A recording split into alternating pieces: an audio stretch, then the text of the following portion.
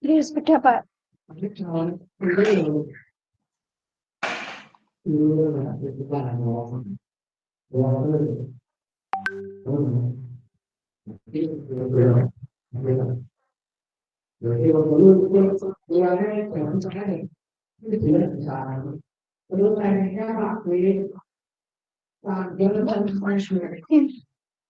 Suara rapat. Halo guys.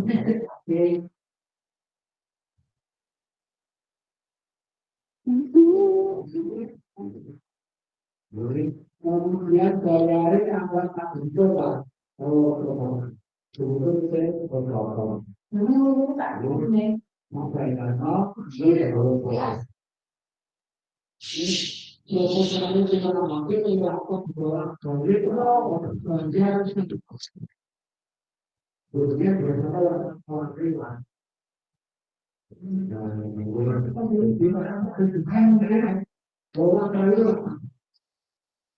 suara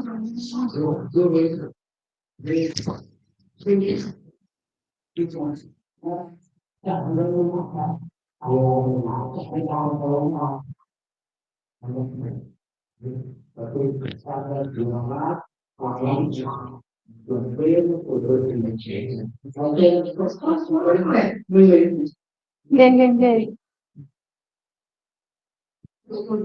Bisa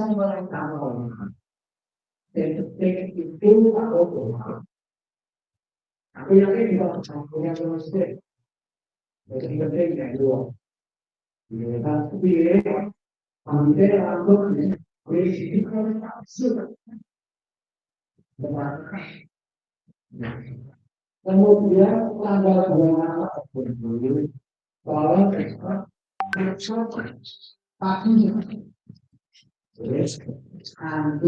Assalamualaikum warahmatullahi wabarakatuh. Waalaikumsalam warahmatullahi wabarakatuh. Waalaikumsalam warahmatullahi wabarakatuh. Bagaimana kabarnya Bapak Ibu semuanya? Alhamdulillah hari ini saya baik. Ya, Bu Yuni baik ya Bu. Ya, alhamdulillah Bu. Ini sudah ada berapa orang ya Bu? 12 orang kayaknya Bu. 12 orang Bu. Nggih, bisa saya mulai ya Bapak Ibu ya. Bina. Mohon untuk di niku mute dulu ya Bapak Ibu. Sampun. Assalamualaikum warahmatullahi wabarakatuh. Waalaikumsalam warahmatullahi wabarakatuh. Perkenalkan, nama saya Nur Anissa. Saya calon guru penggerak angkatan 9 dari Kabupaten Jepara. Di sini nanti saya akan mendiseminasi aksi nyata saya yaitu modul 1.4 tentang budaya positif. Yang saya sebelumnya saya buka dengan bacaan Bismillah. Mari bersama-sama saya hantarkan. Bismillahirrahmanirrahim. Bismillahirrahmanirrahim.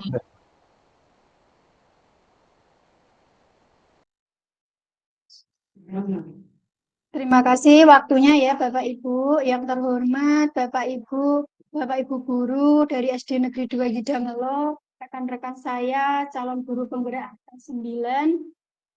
Pertama-tama, marilah kita panjatkan puja dan puji syukur kehadirat Allah Subhanahu wa Ta'ala yang telah melimpahkan rahmat-Nya serta hidayah-Nya kepada kita semua, sehingga kita bisa berkumpul di tempat dalam Zoom ini dalam keadaan sehat walafiat. Kemudian yang kedua, sholawat serta salam, mari kita tunjukkan kepada Nabi Muhammad SAW.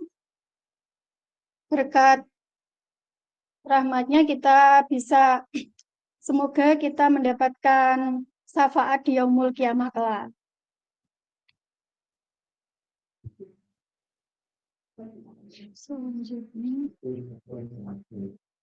Di sini saya mendiseminasi budaya positif Diseminasi sendiri artinya adalah sebagai proses penyebaran informasi atau pengetahuan kepada halayak luas.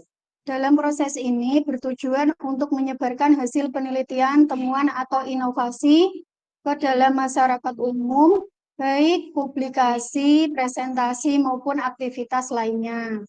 Nah, di sini budaya positif yang sudah saya buat, nanti saya akan presentasikan.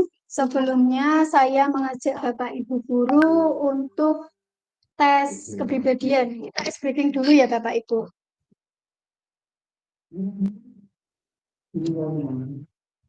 Nah, coba tebak ada berapa hewan yang tersembunyi dalam gambar ini. Nanti Bapak Ibu bisa mengisi lewat chat. Coba dihitung dengan seksama kira-kira ada berapa jumlah binatang yang ada pada gambar ini. Nanti bisa ditulis di chat.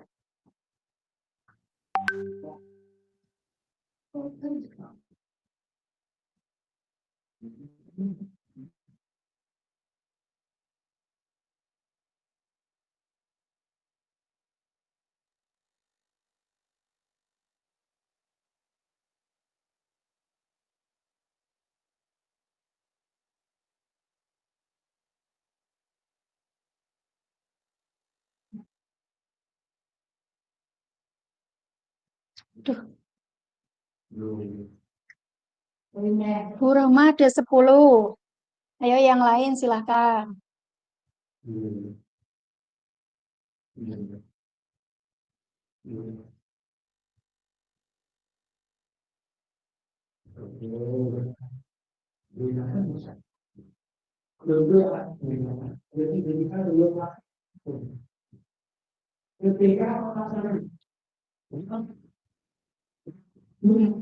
Bu Saskia ada 9.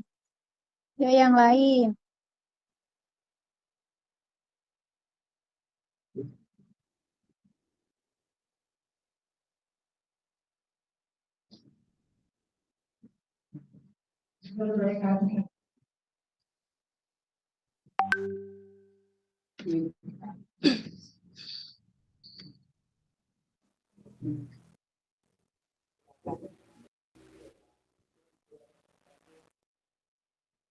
Kira-kira ada berapa ya Bapak Ibu?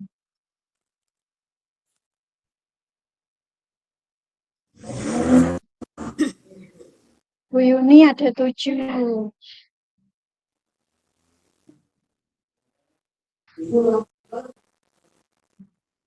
Bu Roma berapa Bu? 10, Bu. Bu Roma ada 10.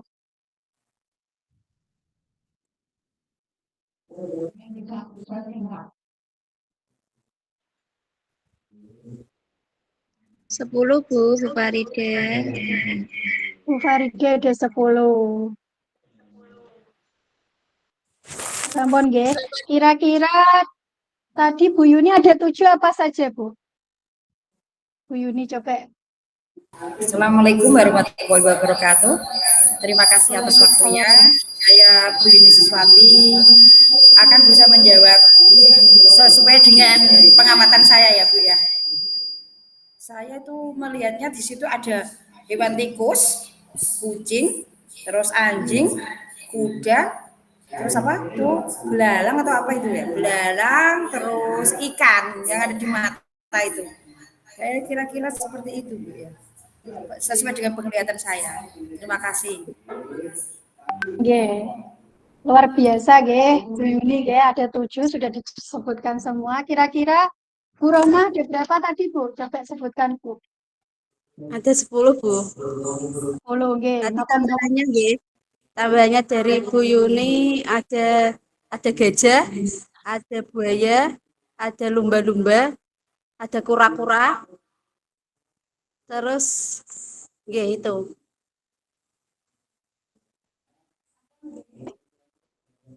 sampun nggih niki ada yang nebak 9, 10, 7. Kira-kira yang mendekati nanti siapa? Nah, selanjutnya saya akan tampilkan Nah, ini ada berapa Bapak Ibu? Coba diamati, sudah sesuai belum? Coba diulangi lagi Bu, pertanyaannya kurang jelas. Di sini suaranya mantul di sini ya.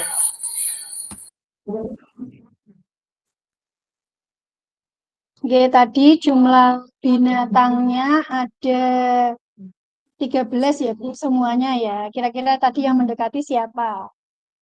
Yang 10 tadi siapa Bu? Bu Farida, ge? Saya Bu juga. Bu Roma juga 10. Nah, itu sudah mendekati. Di sini ada hewan ikan, kemudian kura-kura, nyamuk, gajah, keledai, anjing, kemudian ada ular, kucing, tikus, terus yang putih kecil itu udang. Udang, kemudian ada di bawah belalainya itu ada moncongnya buaya, terus ada dolphin, sama kepala burung. Nah, itu ada 13 Bapak Ibu. Nah, sesuai jawaban yang Bapak Ibu sebutkan tadi, kira-kira ada yang menjawab 1 sampai 3. Nah, di sini keterangannya, mungkin Anda adalah seorang yang perlu sedikit lebih banyak meluangkan waktu. Luangkanlah banyak waktumu untuk meraih cita-citamu, atau fokuslah pada proyek yang kamu kerjakan atau kamu rencanakan. Berarti yang apa? Yang menyebutkan 1 sampai 3 itu kriterianya, karakternya itu lebih agak tergesa-gesa ya Bapak Ibu. Secara sekilas saja melihatnya. Kemudian yang menemukan 4 sampai 6 hewan, Anda adalah orang yang kerap mendapatkan sesuatu tetapi melewatkan beberapa. Anda harus berusaha lebih baik lagi dalam mengelola peluang. Cobalah untuk berpikir lebih luas. Nah, ini dituntut untuk berpikir lebih luas lagi tadi yang menyebutkan 4 sampai 6. Kemudian yang menemukan 7 sampai 9 hewan, perhatian Anda terhadap gambar itu sudah detail, sudah sangat baik dan sangat dekat dengan sempurna. Anda dapat meraih kesuksesan dengan cukup mudah dengan kemampuan Anda. Kemudian ini yang mendekati betul, ada 10 sampai 13 hewan, Anda sangat jeli dan detail. Anda berbakat dalam banyak hal. Anda bahkan bisa menjadi agen FBI atau mungkin sudah. Nah, ini kira-kira tadi dari tebak gambar tadi sudah menentukan tes kepribadian Anda, karakter Anda ya Bapak Ibu. Gue sama.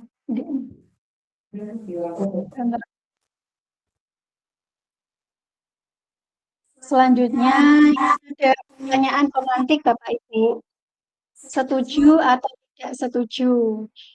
Nah, kira-kira ini ada 3 pernyataan, nanti Bapak Ibu menjawab setuju atau tidak setuju. Nah, ini ada 3. Yang pertama, hukuman dapat mendisiplinkan anak. Kira-kira hukuman itu dapat mendisiplinkan anak apa tidak? Nanti Bapak Ibu bisa menjawab di chat. Silakan.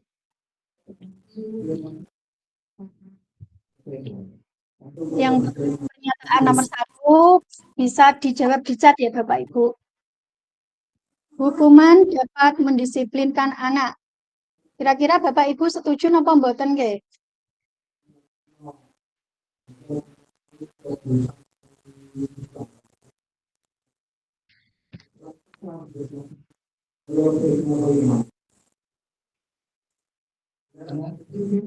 Setuju napa mboten Bapak Ibu bisa dijawab di chat. Tadi yang sudah menjawab Bu Roma nggih. Hukuman dapat mendisiplinkan anak. Jawaban Bu Roma yaitu setuju. Kira-kira yang lain bagaimana Bapak Ibu? Pernyataan nomor 1 setuju napa mboten? Bu Yuni yang nomor 1 setuju.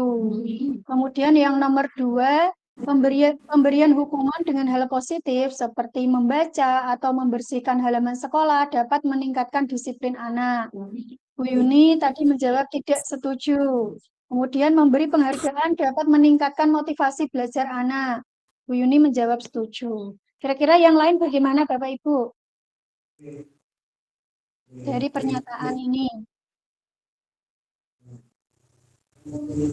Bisa respon ya Bapak Ibu. Yang mau menjawab bisa resen. Bu Saskia, pernyataan nomor 1, 2, dan 3 setuju semua ya. Yang lain coba. Bu Rohma setuju semua.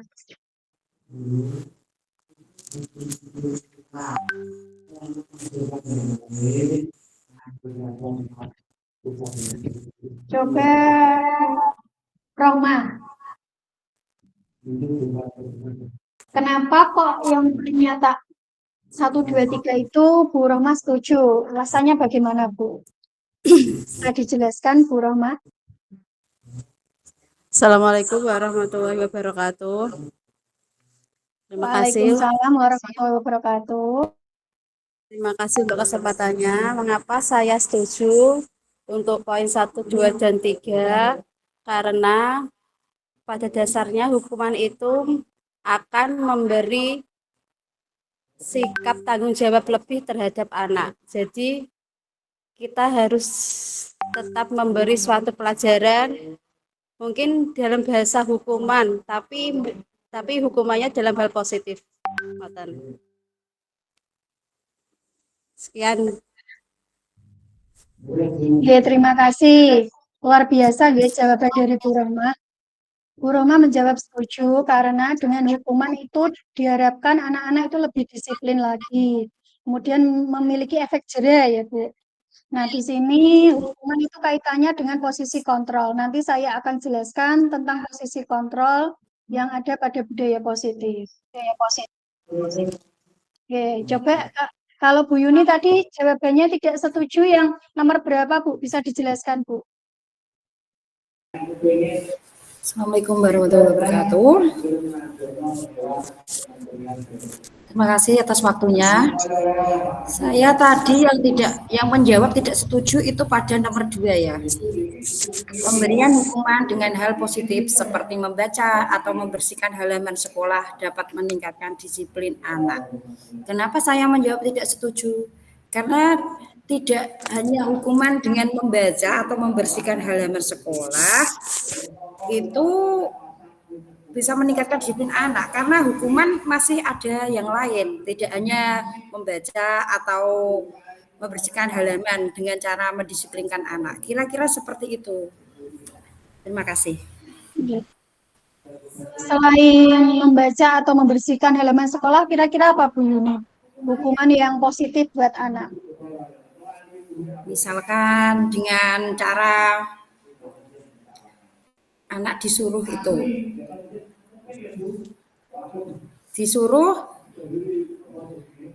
membagi, disuruh itu Bu. Kalau enggak dengan membaca atau membersihkan halaman kan ada hukuman yang lain. Contohnya disuruh berdiri di depan di depan kelas agar anak merasa malu dan dia tidak mengulangi kembali dan bisa bertanggung jawab dan bisa disiplin pada dirinya sendiri, seperti itu ya. Masih ada banyak yang lain, tapi kira-kira salah satunya seperti itu. Terima kasih Bu Yuni atas jawabannya. Kalau menurut Bu Yuni, hukuman yang selain membaca atau membersihkan halaman sekolah, ada hukuman yang mengajak anak itu untuk berdiri di depan jika tidak mengerjakan tugas, misalkan seperti itu. Nah, kira-kira hukuman seperti itu baik apa tidak? Nanti saya akan jelaskan dalam materi berikutnya. Ini ya Bapak Ibu. Nah, di sini nanti saya akan menjelaskan tentang konsep inti budaya positif. Yang pertama ada perubahan paradigma belajar, kemudian disiplin positif, yang ketiga nilai-nilai kebajikan, Yang keempat, kebutuhan dasar manusia. Yang kelima, motivasi perilaku manusia. Yang keenam, posisi kontrol guru. Yang ketujuh, keyakinan kelas. Dan yang kedelapan yaitu segitiga restitusi. Perubahan paradigma belajar menurut teori kontrol ilusi kontrol Dr. William Glaser. Yang pertama, ilusi guru mengontrol murid. Yang kedua, ilusi bahwa semua pengetahuan positif, efektif, dan bermanfaat. Kemudian yang ketiga, ilusi bahwa kritik dan membuat orang merasa bersalah dapat menguatkan karakter. Kemudian yang terakhir, ilusi bahwa orang dewasa memiliki hak untuk memaksa. Nah, selanjutnya, perubahan paradigma. Di sini coba Bapak Ibu kegiatan kepalan tangan. Nah, nanti Bapak Ibu mengikuti kegiatan ini, ya. Yang pertama ada A dan B. Anda dan teman Anda. Yang A Anda, yang B teman Anda. Kemudian sobeklah secari kertas kecil. Tuliskan benda atau sesuatu yang sangat berharga untuk Anda. Letakkan di salah satu tangan Anda. Dan genggam benda atau sesuatu tersebut dengan segala daya. Buatlah sebuah kepalan. Teman Anda B akan mencoba dengan sekuat tenaga dengan berbagai cara untuk meminta Anda memberikan benda tersebut. B bisa dengan cara membujuk, mengancam, menghardik, merayu, menyuap, apa saja agar dapat membuka kepalan tangan Anda. Kira-kira apa yang terjadi? Nah, di sini menurut Anda, kepalan yang menurut Anda itu benda berharga, apakah Anda menerima bujukan teman jika ingin membuka kepalan tangan Anda? Coba yang mau menjawab, silahkan resen. Kira-kira setuju tidak? Membuka atau masih bertahan dalam kepalan tangan tersebut?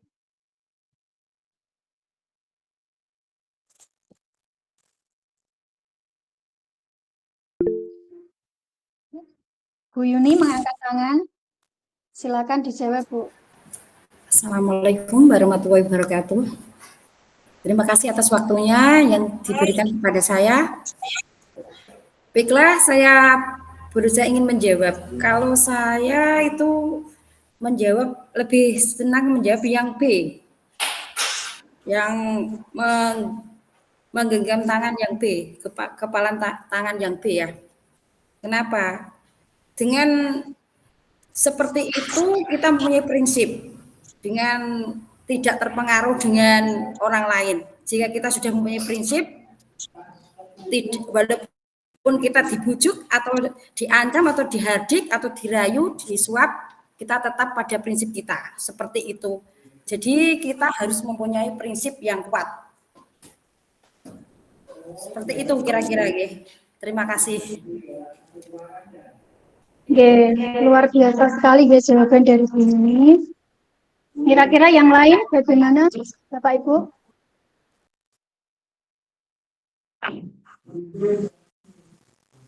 Bu Roma? Ya, terima kasih. Mungkin saya berkebalikan ya, kalau Bu Yuni tadi dia mempertahankan. Kalau saya lebih memilih membuka. Karena apa? Karena dipaksa. Mungkin yang memaksa itu butuh. Jadi apa salahnya kalau kita membuka? Gitu. Terima kasih. Jawaban dari Bu Roma dan Bu Yuni berbeda, nggih. Kalau Bu Yuni itu meskipun dibujuk, dirayu, dia masih mempertahankan prinsipnya. Karena itu merupakan benda atau sesuatu yang sangat berharga. Kalau Bu Roma, mungkin ada sesuatu yang dibutuhkan dari orang lain sehingga dia mau membuka kepalan tangan tersebut. Nah, kira-kira di sini tidak ada jawaban yang salah. Tapi lebih tepatnya, kalau kita memiliki sesuatu yang berharga, sebaiknya kita teguhkan prinsip, kemudian sesuai konsisten awal. Misalkan kita tidak mau menggenggam karena itu sesuatu yang berharga buat kita, maka kita sebisa mungkin untuk menjaga kepalan tangan tersebut. Kita bisa menjaganya seperti anak didik ya Bapak Ibu. Anak didik dititipkan kepada kita sebagai pendidik, sebagai guru. Kita memiliki tanggung jawab. Nah, tanggung jawab itulah yang kita pegang, kita teguhkan, karena kita memiliki tanggung jawab yang besar. Nah, jika dengan itu ada yang merayu, menyuap, misalkan disuap supaya nilai anaknya tinggi. Nah, itu kan kita jadi tidak sesuai komitmen awal kita. Nah, di situ sebaiknya kita memiliki prinsip yang kuat, komitmen, sehingga kita bisa menjaga tanggung jawab kita dengan baik. Seperti itu, nggih. Selanjutnya, yang pertama tadi perubahan paradigma belajar. Perubahan paradigma pembelajaran terjadi dari paradigma berfokus pada guru menjadi pembelajaran berfokus pada peserta didik. Perubahan belajar dengan paradigma yang baru merupakan pembelajaran yang dirancang berdasarkan prinsip pembelajaran berdiferensiasi, sehingga para peserta didik belajar sesuai kebutuhannya berdasarkan tahap perkembangan sesuai teori psikologi modern untuk mewujudkan profil pelajar Pancasila. Seperti yang Bapak Ibu ketahui, profil pelajar Pancasila itu memiliki 6 dimensi.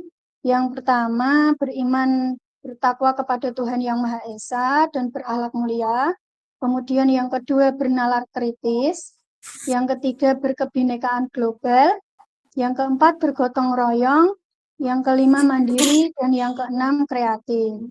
Dari keenam dimensi ini diharapkan anak itu memiliki karakter yang baik. Dari 6 dimensi ini bisa terwujud dalam penerapan pembelajaran kurikulum merdeka. Selanjutnya, perubahan paradigma stimulus respon teori kontrol atau teori pilihan. Siapa sesungguhnya yang memiliki kontrol? Ada stimulus respon dan teori kontrol atau pilihan. Stimulus respon, kita mencoba mengubah orang agar berpandangan sama dengan kita.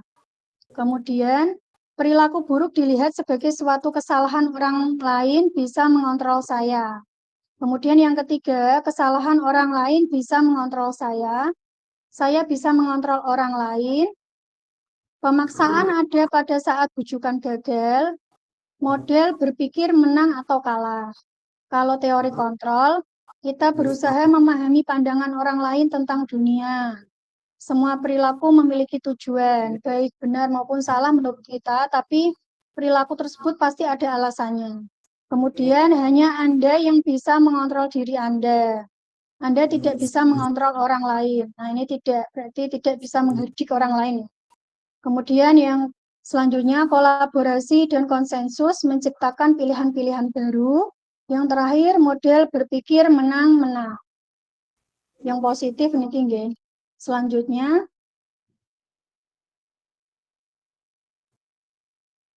disiplin positif. Anda tidak bisa mengontrol orang lain, hanya Anda yang bisa mengontrol diri Anda. Kemudian semua perilaku memiliki tujuan. Model berpikir menang-menang, kolaborasi dan konsensus menciptakan pilihan-pilihan baru. Kemudian realitas kebutuhan kita berbeda. Kita berusaha memahami pandangan orang lain tentang dunia.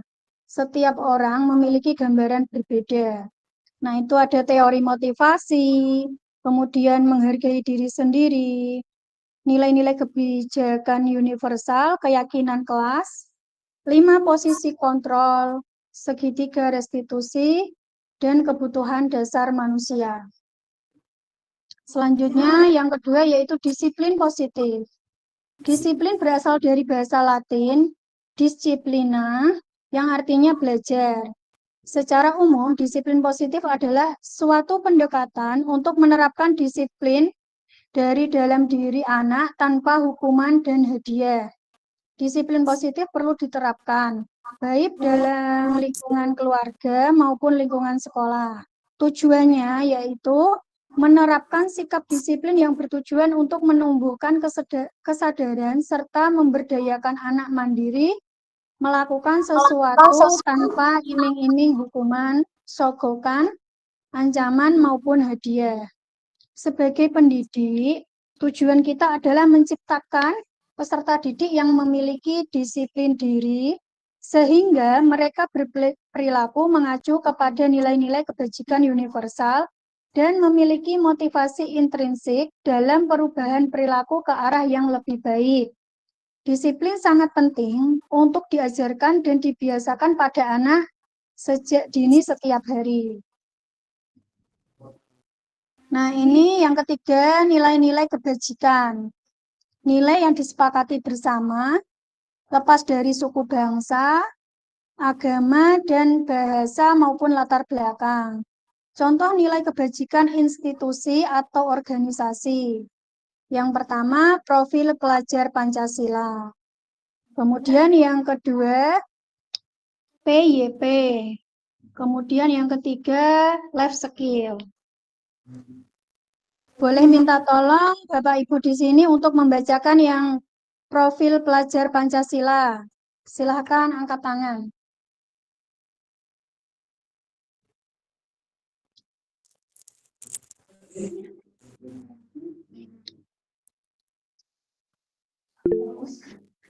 Silakan Bu Roma mau membacakan. Ya, untuk profil pelajar Pancasila, beriman dan bertakwa pada Tuhan Yang Maha Esa dan berakhlak mulia, berkebinekaan global, gotong royong, mandiri, kreatif, dan bernalar kritis. Kemudian yang PYP, toleransi, rasa hormat, integritas, mandiri, menghargai, antusias, empati, keingintahuan, kreativitas, kerjasama, percaya diri, dan komitmen.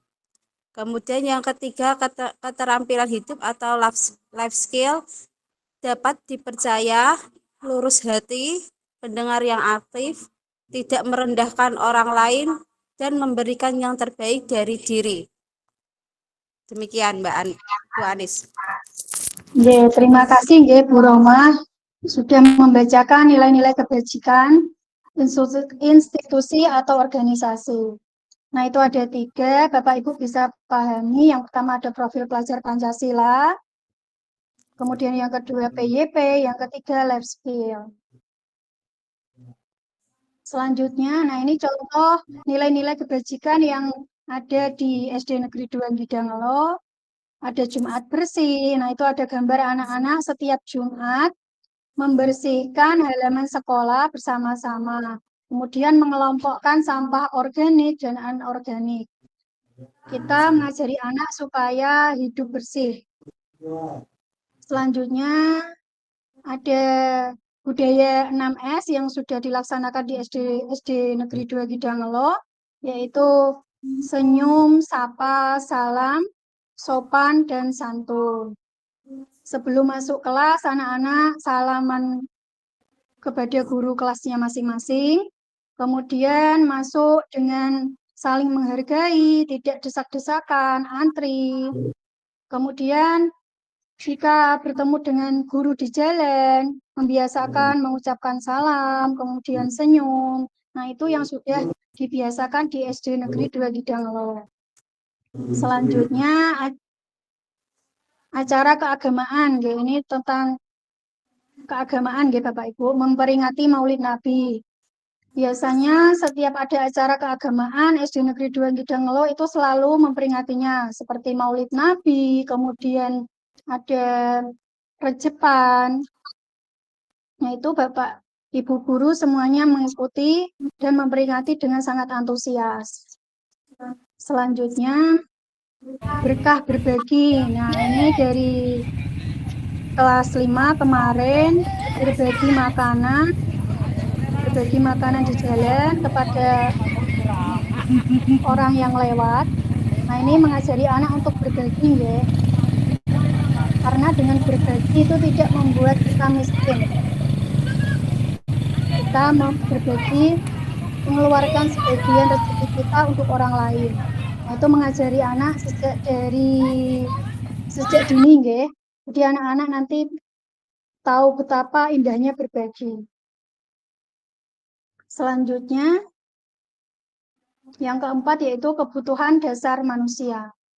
Kebutuhan dasar manusia adalah segala sesuatu yang kita lakukan untuk mendapat apa yang kita inginkan. Seluruh tindakan yang kita lakukan memiliki tujuan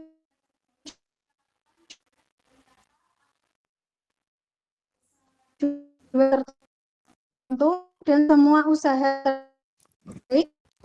yang kita lakukan adalah agar kebutuhan dasar kita, kebutuhan dasar manusia. Coba bisa dibacakan Bapak Ibu. Yang lain? 5 kebutuhan dasar manusia. Bu Rohmah dan Bu Yuni mengangkat tangan. Silakan Bu Rohmah dulu, nggih. Ada 5 kebutuhan dasar manusia. Ya. 5 kebutuhan dasar manusia. Di sini 1, kebutuhan untuk bertahan hidup. 2, cinta dan kasih sayang. 3, kebebasan. 4, kesenangan. 5, kekuasaan. Demikian Bu Anis. Terima kasih Bu Rohmah. Ada 5 kebutuhan dasar manusia. Semua manusia itu memiliki kebutuhan, Bapak Ibu. Nah, kebutuhan dasarnya yang pertama adalah bertahan hidup. Contohnya apa, Bapak Ibu, kalau bertahan hidup?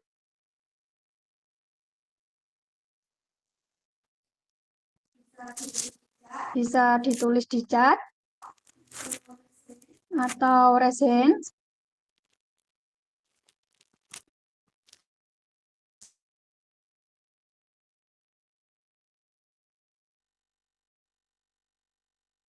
Nah, ini nggih Bapak Ibu. Kebutuhan dasar manusia yang pertama bertahan hidup, yaitu kebutuhan pokok. Seperti makanan, pakaian, tempat tinggal, keamanan, dan kesehatan. Kemudian kalau kasih sayang, mungkin dengan kita merasa dipedulikan, merasa diterima di dalam sebuah kalangan atau kelompok, kemudian berbagi, kerjasama, menjadi bagian dalam kelompok. Nah, ini kita sangat butuhkan rasa kasih sayang tersebut, sehingga seperti anak didik kita itu memerlukan kasih sayang dari gurunya, seperti rasa diterima, dipedulikan, kemudian didengar. Nah, dari situ nanti anak akan terbuka dengan kita. Kira-kira kalau ada masalah tidak dipendam sendiri, tapi mau cerita dengan gurunya. Kemudian penguasaan. Penguasaan di sini yaitu harga diri, keinginan untuk dianggap, memimpin, berprestasi, diakui, dan didengarkan. Kemudian kebebasan yaitu mandiri, memiliki pilihan, mencoba hal baru, mampu mengendalikan dirinya. Kemudian yang kelima yaitu kesenangan. Nah, ini sangat identik kepada anak didik kita, nggih. Sangat menonjol sekali, apalagi anak SD. Bermain, humor, tertawa.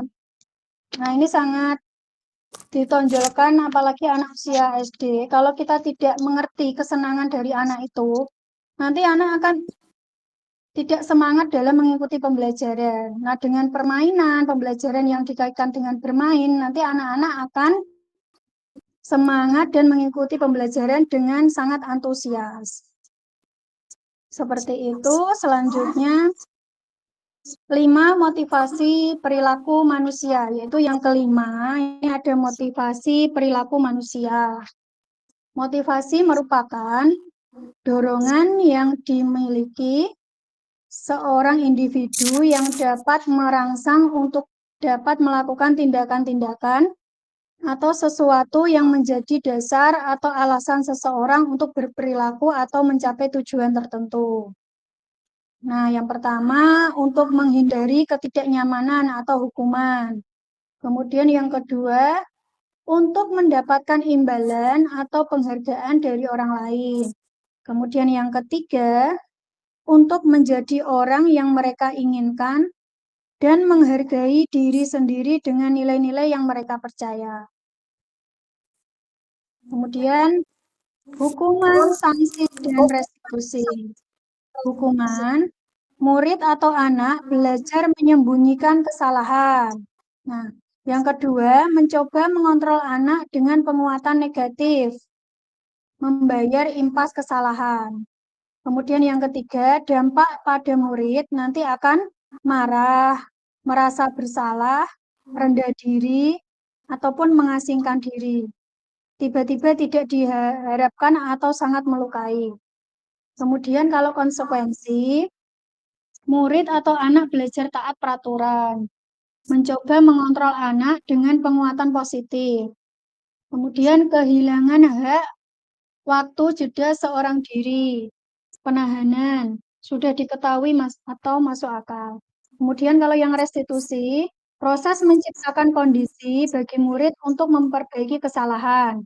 Yang kedua, murid paham bahwa dirinya sendiri memegang kendali kontrol. Kemudian yang ketiga, murid tidak kehilangan waktu, namun bersemangat untuk memperbaiki diri. Kemudian yang terakhir, berupa undangan untuk mengadakan restitusi. Selanjutnya, mari berlatih. Ini ada beberapa kasus, kira-kira yang masuk hukuman atau konsekuensi yang mana saja. Nanti Bapak Ibu coba pahami kira-kira yang pertama itu lari mengelilingi lapangan basket 2 kali karena terlambat hadir di sekolah. Kira-kira itu konsekuensi Bapak Ibu. Bisa dijawab, bisa resen atau lewat chat. Lari mengelilingi lapangan basket 2 kali karena terlambat hadir di sekolah. Kira-kira hukuman atau konsekuensi Bapak Ibu?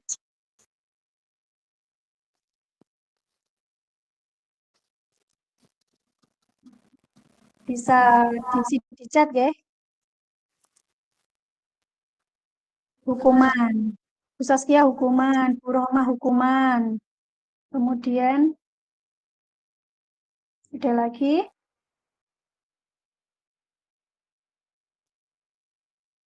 Lari mengelilingi lapangan basket 2 kali karena terlambat hadir di sekolah merupakan hukuman.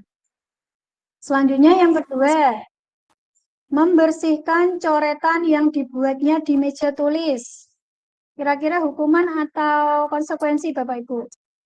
Pak Farizal Husni menjawab. Silakan Pak. Konsekuensi, Bu. Oke, konsekuensi. Kalau yang ketiga kira-kira apa Pak? Murid diminta untuk push up 15 kali karena tidak menggunakan masker di sekolah.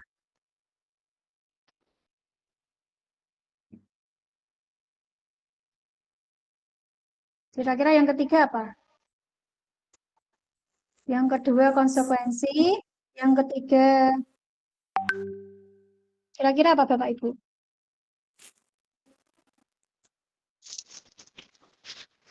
Bu Roma mengangkat tangan. Kira-kira apa Bu Roma? Yang ketiga.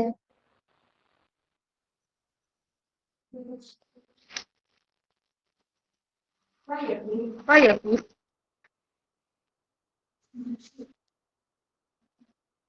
Restitusi Bu Yuni sakit menjelaskan Bu Yuni. Baiklah, Assalamualaikum warahmatullahi wabarakatuh. Waalaikumsalam warahmatullahi wabarakatuh. Kalau menurut saya itu restitusi ya, di mana seorang anak itu ingin menciptakan kondisi bagi murid untuk memperbaiki kesalahan. Misalnya kan dengan dia mencoret-coret kan digantikan tugas teman yang tadi dicoret-coret tadi. Kira-kira seperti itu. Terima kasih. Oke. Terima kasih Bu Yuni. Untuk yang ketiga itu termasuk hukuman atau konsekuensi Bapak Ibu?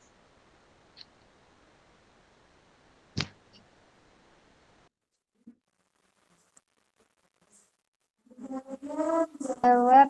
Bu Farida menjawab konsekuensi. Yang lain gimana Bapak Ibu?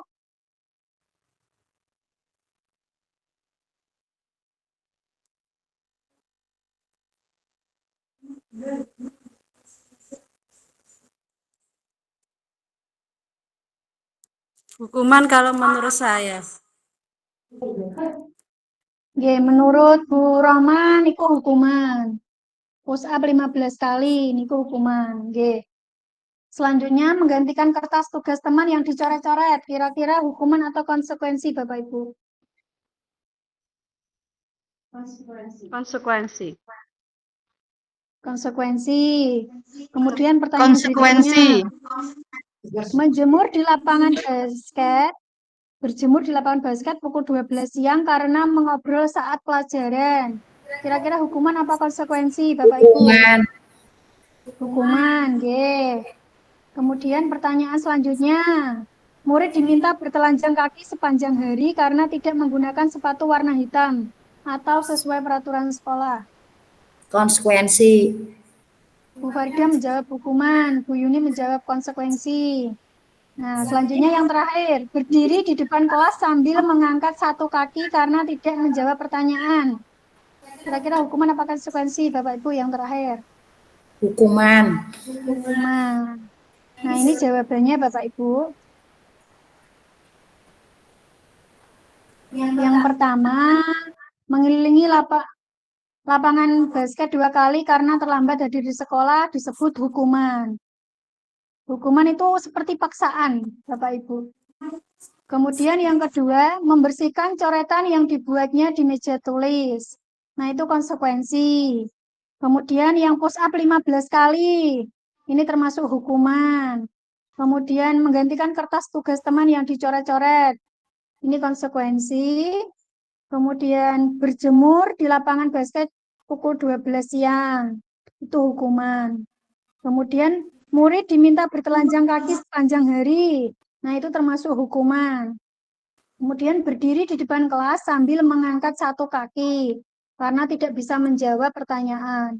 Nah, itu disebut hukuman. Hukuman itu sifatnya itu otoriter, Bapak Ibu. Kayak pemaksaan. Kemudian kalau konsekuensi itu ada kesepakatan antara guru dan murid. Kalau kita mencoret meja itu hukumannya apa? Konsekuensinya apa anak-anak? Nah, itu dengan cara membersihkannya. Nah, itu sebuah konsekuensi antara guru dan murid. Kalau hukuman itu dari pihak gurunya saja. Seperti dihukum, kemudian dihardik, dipaksa untuk mengelilingi lapangan basket 2 kali. Seperti itu, Bapak Ibu. Kemudian perbedaan hukuman dan konsekuensi. Nah, di sini hukuman itu sesuatu yang menyakitkan harus terjadi. Kemudian membuat anak sakit fisik maupun hati. Kemudian anak membenci kedisiplinan. Kemudian paksaan. Mendorong anak menyakiti diri sendiri. Konsep diri yang buruk. Anak belajar untuk menyembunyikan kesalahan. Kemudian marah, rasa bersalah, dipermalukan, merasa tak dihargai. Nah, itu perbedaannya hukuman dan sekarang yang konsekuensi yaitu sesuatu harus terjadi, membuat anak merasa tidak nyaman dalam jangka waktu yang pendek. Anak menghargai disiplin. Kemudian stimulus tanggapan, mendorong anak agar mudah menyesuaikan diri. Kemudian konsep diri yang baik, anak belajar untuk mematuhi peraturan, dan yang terakhir kehilangan hak, dibuat tidak nyaman, diasingkan untuk sementara. Nah, ini konsekuensi itu sementara gitu Bapak Ibu. Kalau hukuman ini jangka waktu yang lama, seperti anak trauma dengan hukuman-hukuman yang kita berikan. Seperti membuat anak sakit fisik, seperti lari tanpa sepatu tadi. Kemudian anak akan membenci aturan. Kedisiplinan itu nanti anak akan membenci, dia melakukannya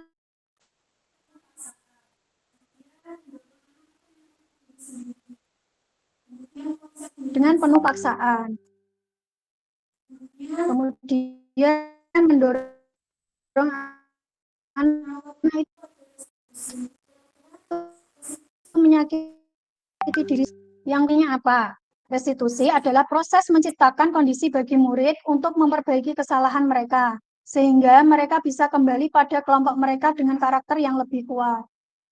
Restitusi juga merupakan proses kolaboratif yang mengajarkan murid untuk mencari solusi untuk masalah mereka dan membantu murid berpikir tentang orang seperti apa yang mereka ingin menjadi, tujuan mulia, dan bagaimana mereka harus memperlakukan orang lain.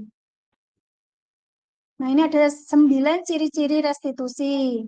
Yang pertama, bukan untuk menebus kesalahan, namun belajar dari kesalahan. Kalau yang kedua, memperbaiki hubungan. Yang ketiga, tawaran bukan paksaan. Yang keempat, restitusi menuntut untuk melihat ke dalam diri. Yang kelima, restitusi mencari kebutuhan dasar yang mendasari tindakan. Kemudian yang keenam, restitusi diri adalah cara yang paling baik.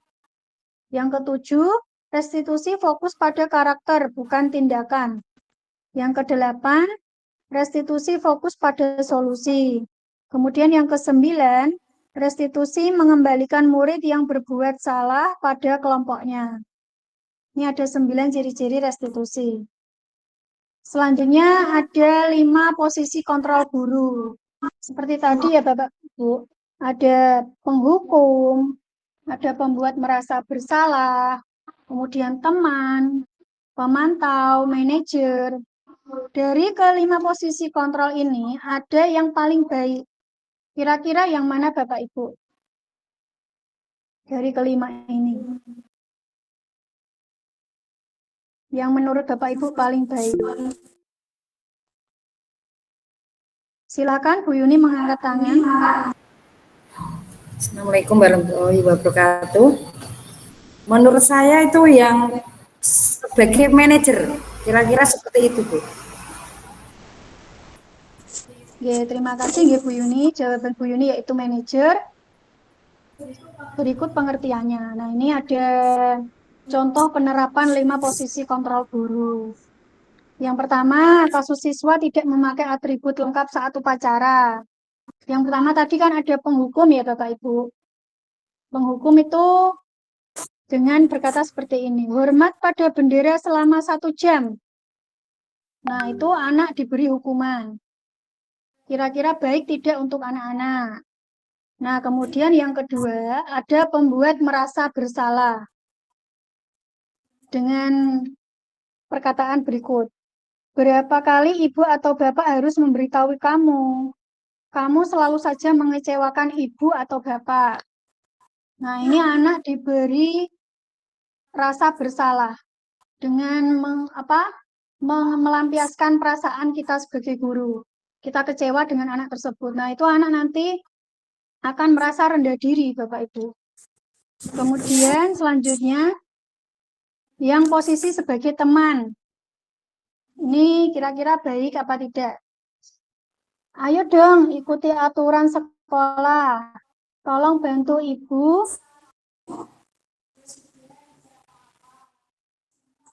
Sekali ini ya.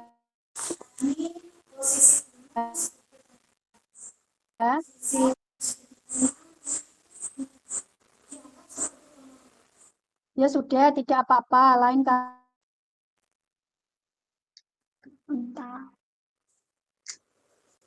Nah, ini anak-anak kita itu anggap sebagai teman. Kemudian posisi pemantau, yaitu kamu sudah melanggar peraturan sekolah. Kamu tahu kan konsekuensinya? Setelah upacara, kamu beli atributnya ke koperasi dan jangan diulangi lagi. Nah, ini posisi pemantau. Kemudian yang kelima itu posisi manajer. Apakah kamu tahu kesalahanmu?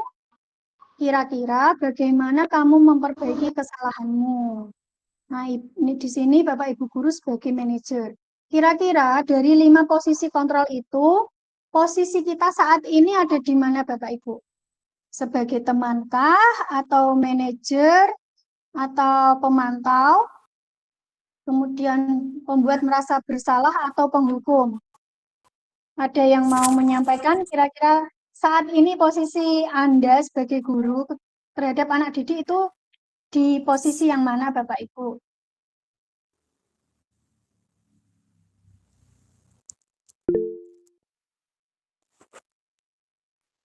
Bu Yuni mengangkat tangan, coba posisi Bu Yuni sekarang sebagai manajer atau pemantau atau penghukum. Bisa dijelaskan, ya? Bisa dua ya Bu?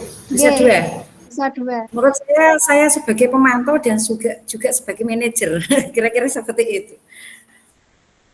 Bisa dijelaskan Bu Yuni, kalau manajer itu posisi Ibu yang seperti apa, kemudian kalau yang pemantau itu yang seperti apa, nanti teman-teman bisa paham. Ya, baiklah.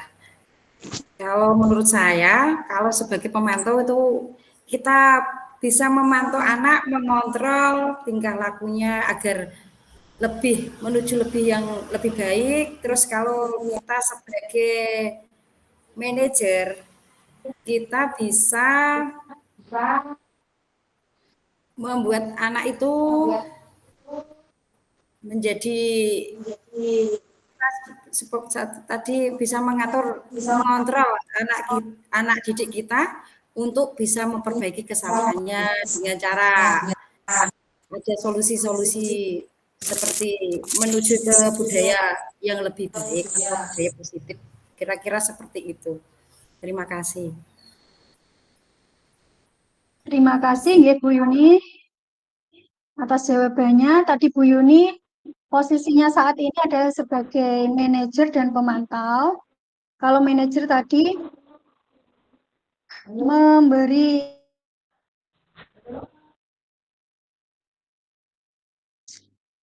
Kalau manajer tadi yaitu kita mengajak anak untuk memperbaiki kesalahan, dia dengan memberikan solusi-solusi yang dia harapkan. Kemudian kalau tadi yang pemantau, Bu Guru itu sebagai apa?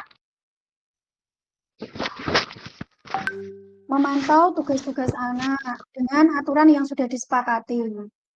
Misalnya melanggar konsekuensinya apa. Nah, itu sebagai pemantau ya Bapak Ibu.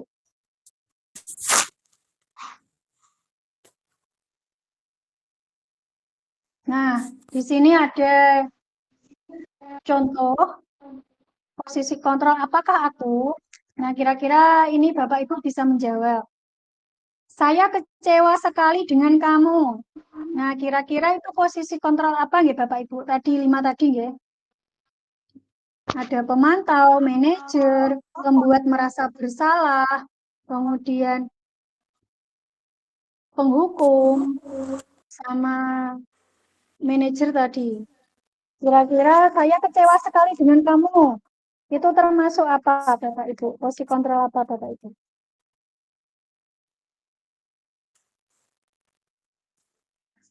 Bu Saskia menjawab, pembuat merasa bersalah.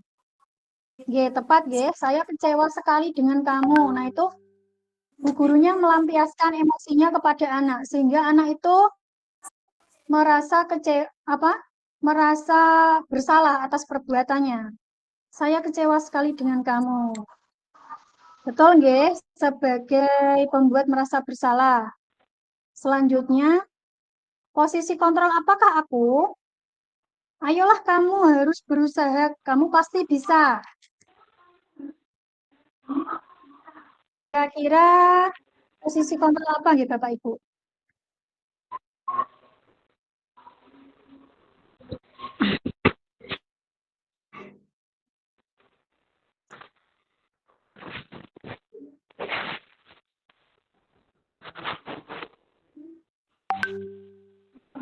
Bu Rohma menjawab teman, ayolah kamu berusaha, kamu pasti bisa. Nggih tepat nggih? Itu sebagai teman. Kemudian yang selanjutnya yaitu, kamu selalu terlambat, kamu harus berdiri di bawah tiang bendera 1 jam. Kira-kira posisi kontrol apa nggih Bapak Ibu?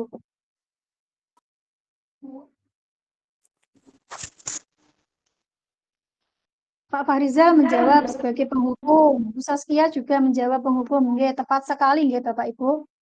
Dengan adanya itu hukuman berdiri di bawah tiang bendera selama 1 jam itu termasuk posisi kontrol penghukum.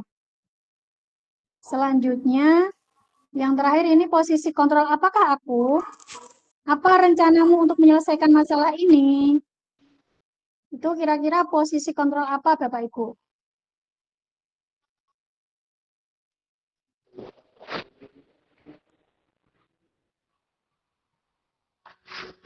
Pak Fahrizal, Bu Farida menjawab manajer. Bu Saskia juga menjawab manajer. Sudah paham ya Bapak Ibu? Kalau yang kelima, yang terakhir ini, apa rencanamu untuk menyelesaikan masalah ini? Ini termasuk manajer. Jadi anak diberikan apa pilihan, solusi apa kamu bisa menyelesaikan masalah ini. Nah, itu nanti anak-anak akan berpikir mencari solusi yang sesuai dengan karakternya. Seperti itu. Selanjutnya, keyakinan kelas. Mengapa keyakinan kelas? Mengapa bukan peraturan kelas? Keyakinan kelas adalah nilai-nilai kebajikan atau prinsip universal yang disepakati bersama. Seorang akan lebih bersemangat untuk menjalankan keyakinan daripada hanya sekedar mengikuti peraturan.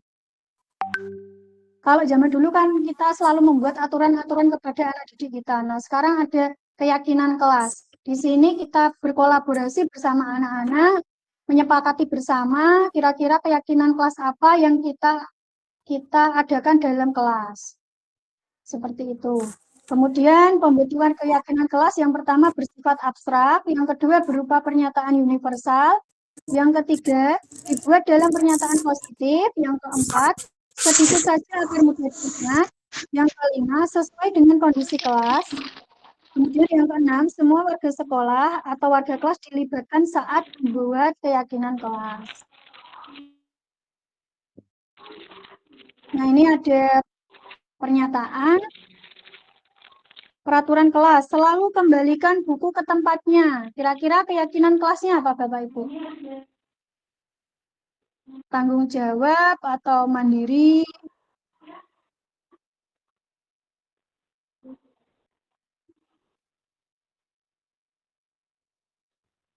Nah, ini ya. Yang pertama, selalu kembalikan buku ke tempatnya. Itu merupakan tanggung jawab. Dan disiplin, seperti kata Pak Farizal, disiplin sesuai aturan. Kemudian dilarang mengganggu orang lain, tidak boleh menggunakan kata dilarang. Nah, itu sebaiknya kita ganti menghormati orang lain. Hormatilah orang lain. Kemudian hadir di sekolah 15 menit sebelum pembelajaran dimulai. Itu menghormati orang lain dan berkomitmen. Kemudian dilarang melakukan kekerasan. Itu termasuk keselamatan dan menghormati orang lain. Kemudian yang selanjutnya dilarang menggunakan narkoba. Itu keyakinan kelas adalah kesehatan, jaga kesehatan. Kemudian selanjutnya bergantian atau menunggu giliran, yaitu keyakinan kelasnya menghormati orang lain dan bersabar. Kemudian gunakan masker. Keyakinan kelasnya yaitu kesehatan dan keselamatan. Kemudian yang terakhir jangan berlari di kelas atau koridor. Nah, itu merupakan keselamatan dan keamanan. Selanjutnya, nah ini pembentukan kelas yang ada di kelas 4 SD Negeri 2 Gidanglo, kelas saya. Nah, ini anak-anak saya ajak untuk membuat keyakinan kelas. Di sini anak-anak menyepakati apa bentuk keyakinan apa saja, kemudian ditulis di dalam kertas sticky note, ditempel di dalam kertas pleno. Kemudian anak-anak memberikan tanda tangan serta sidik jari bahwa mereka itu menyetujui keyakinan yang sudah dibuat dan sepakat untuk mentaatinya. Nah, ini video saat pembentukan keyakinan kelas Bapak Ibu.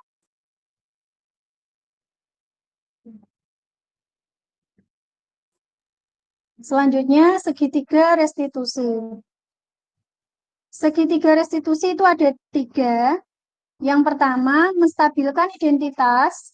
Kemudian yang kedua, validasi tindakan yang salah. Dan yang ketiga, menanyakan keyakinan. Segitiga restitusi itu suatu proses dialog yang dijalankan oleh guru agar dapat menghasilkan murid yang mandiri dan bertanggung jawab. Proses menciptakan kondisi bagi peserta didik untuk memperbaiki kesalahan mereka, sehingga mereka bisa kembali pada kelompok mereka dengan karakter yang lebih kuat dengan memperbaiki kesalahan yang telah dilakukan. Selanjutnya, tahapan segitiga restitusi. Yang pertama, menstabilkan identitas.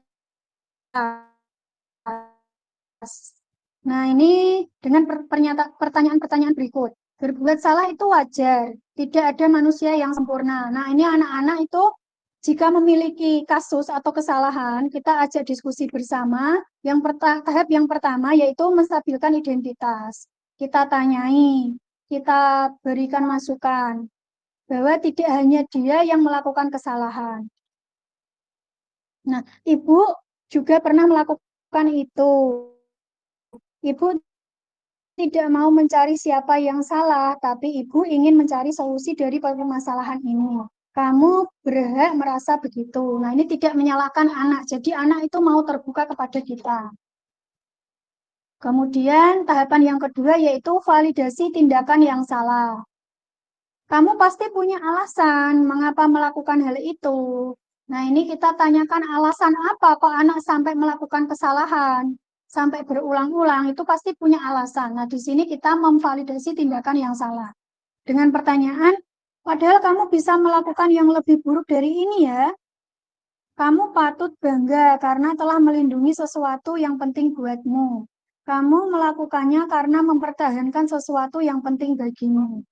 Nah, di sini anak-anak itu kalau memiliki kesalahan, yang pertama tadi menstabilkan identitas, yang kedua validasi tindakan yang salah, kita mencari alasan kok anak itu melakukan tindakan yang salah. Kenapa? Jangan langsung kita berikan hukuman atau kita marahi, tapi kita validasi. Kenapa kok dia melakukan tindakan yang salah? Selanjutnya, tahapan ketiga yaitu menyampaikan keyakinan. Apa keyakinan kelas kita? Apa yang sudah melanggar dari keyakinan kelas kita? Kemudian nilai apa yang telah disepakati bersama? Seperti apa pikiran sebuah kelas yang ideal menurut kamu? Kamu ingin menjadi orang yang seperti apa? Nah, di sini kita menanyakan, kita mencarikan solusi apa?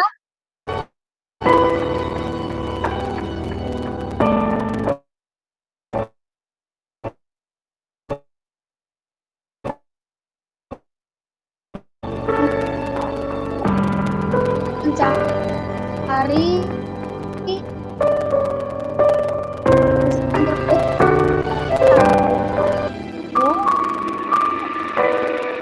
kasus yang ada di kelas 4. Kemarin saya mendapati anak didik saya itu sering terlambat datang sekolah. Dan menurut keterangan dari teman-temannya, ternyata kalau malam dia sering begadang membantu ibunya membungkus keripik untuk dijual ke pasar paginya. Sehingga akhir-akhir ini anak didik saya itu sering berangkat terlambat, yang mengakibatkan sering tidak ikut membaca Asmaul Husna sebelum memulai pembelajaran dan kadang mengantuk di kelas.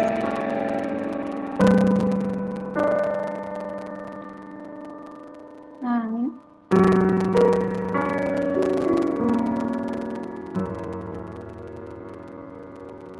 ini kasus yang kemarin saya tangani, yaitu Indra terlihat datang sekolah terlambat dengan lari tergesa-gesa.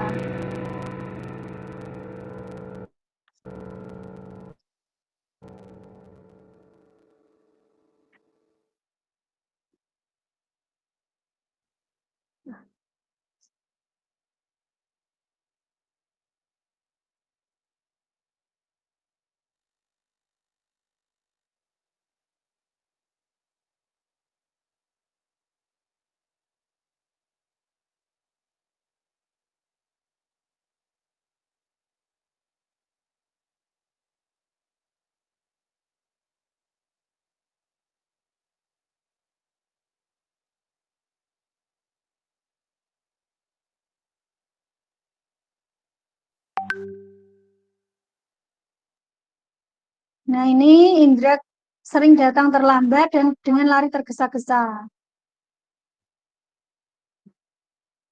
Selanjutnya, saya menerapkan segitiga restitusi kepada Indra. Kenapa kok dia sampai datang terlambat? Dan kalau di kelas itu mengantuk, ternyata dia memberikan alasan yang membuat saya terenyuh, Bapak Ibu. Karena kalau dia malam, itu membantu ibunya untuk membungkusi keripik, sehingga kalau paginya bangun kesiangan. Nah, terus kemudian saya mencarikan solusi yang tepat. Kira-kira apa solusinya? Nah, di situ Indra memberikan solusi begini Bapak Ibu. Kalau membantu ibunya itu sore hari. Jadi kalau malam nanti bisa untuk belajar dan tidurnya tidak larut malam. Kamu tahu Nah, tidak sudah membuat kesepakatan seperti itu kepada saya sehingga kenapa tidak dipanggil melanggar Bu Anies ke sini? kelas jadi bersama.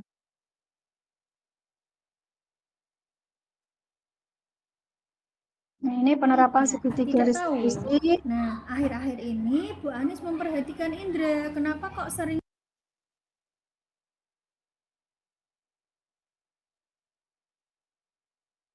berangkat sekolahnya terlambat? Alasannya apa kok sering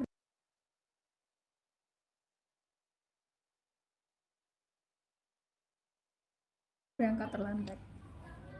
Karena bangun apa?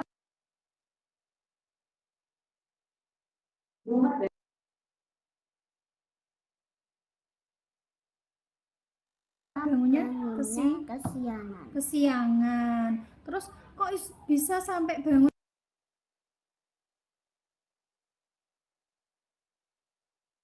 kesiangan itu malamnya ngapain? Membantu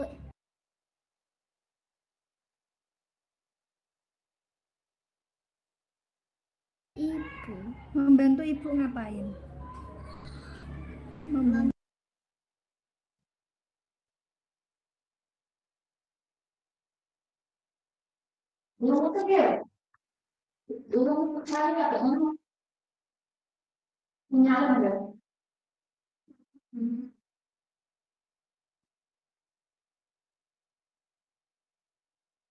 Nah, itu tadi kasus yang terjadi di kelas 4 dan penyelesaian dengan segitiga restitusi.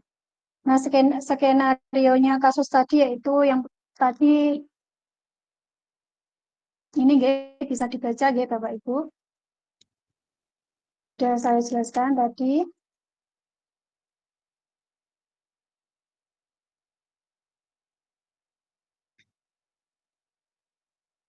Indra datang terlambat.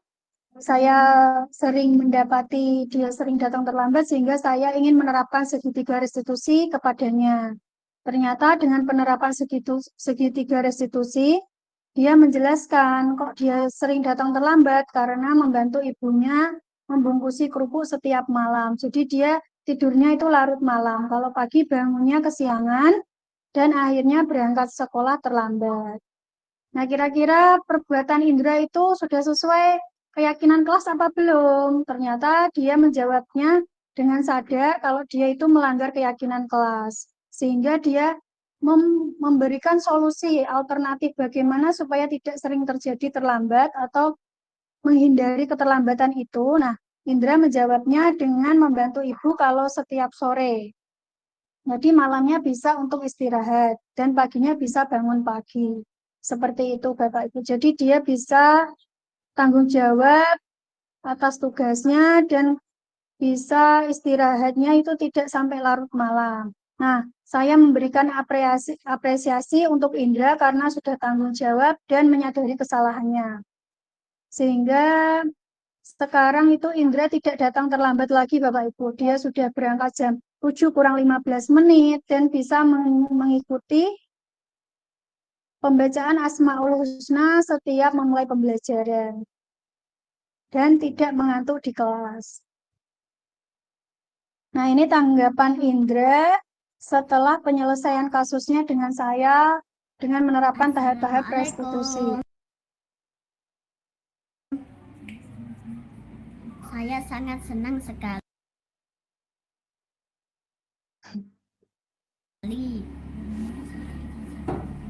karena sudah dikasih tahu Bu Anies supaya tidak datang terlambat. Saya berusaha datang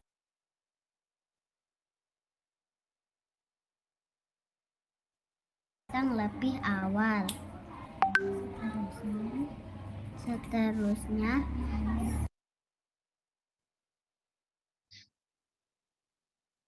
saya akan datang tepat waktu.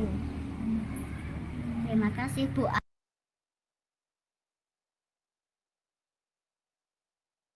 Anis sudah mengarahkan aku menjadi siswa yang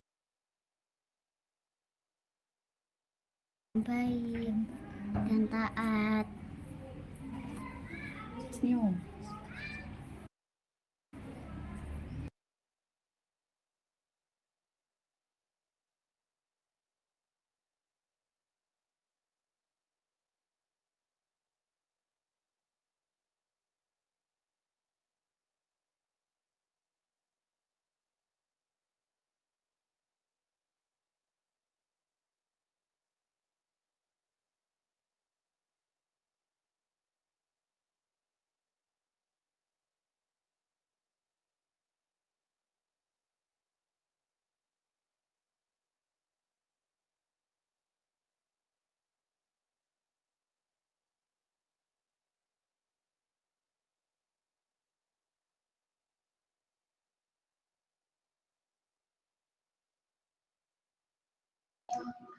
Mic-nya mati, Bu.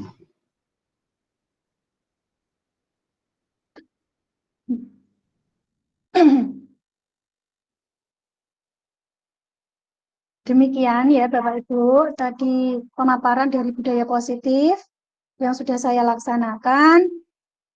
Refleksi hari ini yaitu hal baru apa yang Bapak Ibu dapatkan dari pemaparan saya tadi. Ada yang mau menjawab? Silahkan Pak Suko mau menjawab. Kira-kira hal baru apa yang Bapak dapatkan setelah mendapatkan materi ini Bapak Ibu? Ya Pak Suko. Ya, terima kasih Bu. Saya mencoba untuk menjawab sesuai yang saya ketahui. Dalam pemaparan tadi, kita dapat mengambil banyak hal. Sebagai seorang pendidik, harus bisa memahami karakter anak, harus bisa mendengar apa yang harus disampaikan anak, sehingga komunikasi friendly tercipta antara guru dan anak, dan dapat tercipta komunitas di sekolah yang humanis. Begitu Bu, kurang lebihnya mohon maaf. Assalamualaikum warahmatullahi wabarakatuh. Super sekali ya pendapat dari Pak Suko tadi. Kemudian peran Among seperti apakah yang saya telah lakukan selama mengikuti modul ini? Nah, setelah mengikuti modul ini, kira-kira peran apa yang saya telah lakukan? Seperti tadi posisi kontrol, ada manajer, pemantau, penghukum, kemudian pembuat merasa bersalah. Itulah yang sudah saya dapatkan, yang sudah saya terapkan dalam sekolah. Nah, yang sudah saya terapkan yaitu ada posisi manajer sama posisi pemantau. Kemudian saya akan menjadi Among yang seperti apa setelah mengikuti modul ini. Mungkin akan menjadi pendidik yang lebih baik lagi dengan penerapan segitiga restitusi, kemudian manajer kelas, kemudian menerapkan keyakinan kelas, seperti itu ya Bapak Ibu. Selanjutnya penutup. Dalam penerapan program disiplin positif atau budaya positif, hendaknya guru memiliki standar kepribadian, profesional dan sosial yang baik di mana guru mampu merefleksi dirinya dalam posisi kontrol saat ini. Bagaimana perjalanan dirinya sebagai Among, manajer yang menuntun murid-muridnya menjadi insan yang mandiri, merdeka, dan bertanggung jawab. Terima kasih. Demikian pemaparan budaya positif yang sudah saya laksanakan hari ini. Terima kasih waktunya Bapak Ibu sudah mendukung kegiatan saya siang ini. Wassalamualaikum warahmatullahi wabarakatuh. Waalaikumsalam warahmatullahi wabarakatuh. warahmatullahi Waalaikumsalam warahmatullahi wabarakatuh. Terima kasih Bu Anis. Terima kasih Bu Anis, semoga sukses. Boleh keluar ya Bapak Ibu. Ya Bu Anis. Apa tidak foto dulu Bu?